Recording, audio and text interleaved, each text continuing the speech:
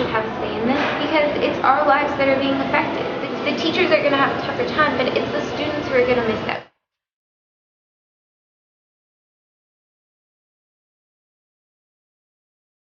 Good afternoon. I'm Danielle reporting live on the scene. The situation concerning the job action can be briefly summarized as a peanut butter and jelly sandwich. We, the students, are represented by the peanut butter and jelly, which is trapped between two opposing forces of whole grain bread. The question is, will we be taking on the role of joining in jelly or passive peanut butter?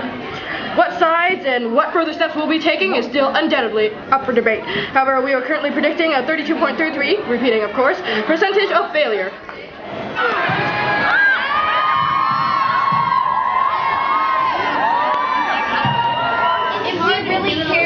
Out there after school every single day.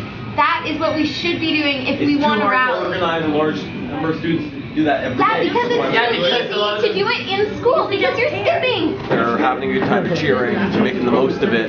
They're showing that they really care about what's happening and they want their voice heard.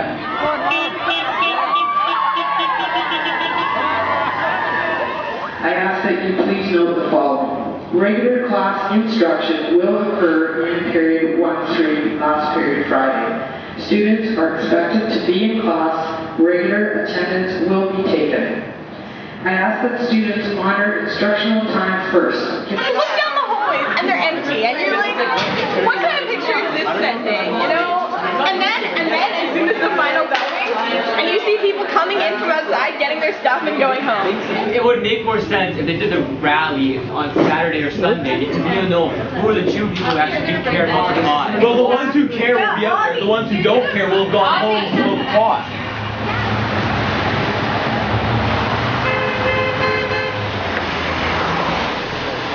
Over the past 10 years since we've been in school, I've noticed drastic changes in the way we've been taught and what we've had offered to us. I think that the government's been really unwielding when it comes to teachers, what they've been asking to have done in terms of funding and classroom sizes, among other things.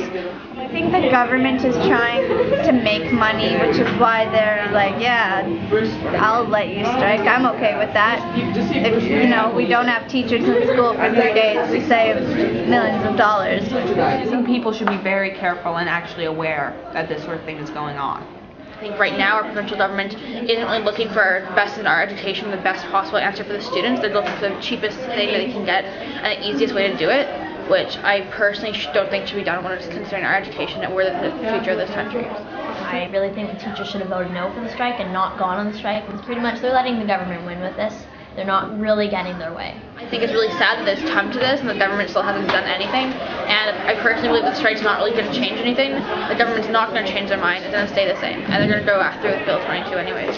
I'm actually very concerned how not a lot of people either know how our parliamentary system works or care about how it works or even know about lots of the legislation that it may be passing. Make it illegal to strike, I think that is actually obstructing some of our free will. Applies in the face of democratic freedom, the freedom to demonstrate that you are unhappy with the circumstances. It removes your right to freedom of expression, free speech. I don't think they seem to realize that things have changed a lot, or things need to change in order to facilitate the lives that we are now accustomed to lead. There are things that are obviously valuable to us in our society, and especially in today's society when education is absolutely one of the most important things that we can fund right now. To have the government be able to spend all that money on things like roofs is a little bit appalling because, I mean, would we rather have roofs in our society or would we rather have education? I'd like to hope in the future we get more funding or we find another better way to deal with our money so that we can get the funding we need for schools and education. But as for now, I'm not too hopeful for the future. I mean,